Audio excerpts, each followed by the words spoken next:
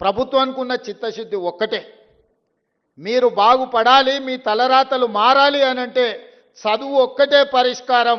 అందుకే young India integrated residential schools SC ST BC minority పిల్లల్ని ప్రతి నియోజకవర్గంలో 200 కోట్ల రూపాయలతో ఈరోజు డైట్ ఛార్జెస్ కానీ కాస్మెటిక్ ఛార్జెస్ కానీ పెంచి విద్య ఒక్కటే మీ జీవితంలో మార్పు తీసుకొస్తుంది, మీ తలరాతలు మారుస్తుంది.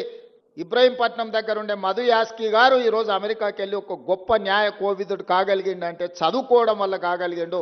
బట్టి విక్రమార్క గారు ఉప ముఖ్యమంత్రి అయిందంటే చదువుకోవడంతోనే అయిండు. పెద్దలు కేశవరావు గారు మాకందరికీ ఆదర్శప్రాయుడు అయిందంటే చదువుకోవడం వల్ల అయ్యిండు.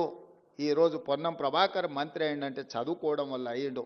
ఇక్కడున్న యువకులకు నా సూచన ఒక్కటే, చదువు ఒక్కటే మన తలరాతను మారుస్తుంది.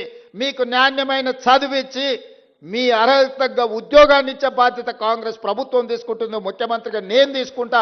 మీరు మా కుటుంబ సభ్యులు. నేను ఎస్సీ వర్గీకరణ చేసినప్పుడు మా మాదిగ సోదరులు, మా మాదిగ బిడ్డ, మా మాదిగ సోదరుడు ఒకవేళ ముఖ్యమంత్రి ఉంటే మాకు ఎంత న్యాయం జరుగుద్దో, రేవంత్ అన్న ఉంటే కూడా మాకంత న్యాయం జరిగింది. 59 ఉపకులాలకు న్యాయం జరిగిందని మాదిగ సోదరులు వాళ్ళ సామాజిక వర్గంలో నన్ను సభ్యత్వం ఇచ్చింది. ఇవాళ సర్దార్ సర్వాయి పాపన్న విగ్రహమే కాదు, బలహీన వర్గాల కోసం ఒక మంచి పని చేస్తే గౌడ సోదరులలో కూడా మహేష్ గౌడ్ గారు నాకు సభ్యత్వం ఇచ్చాడు. సంతోషం.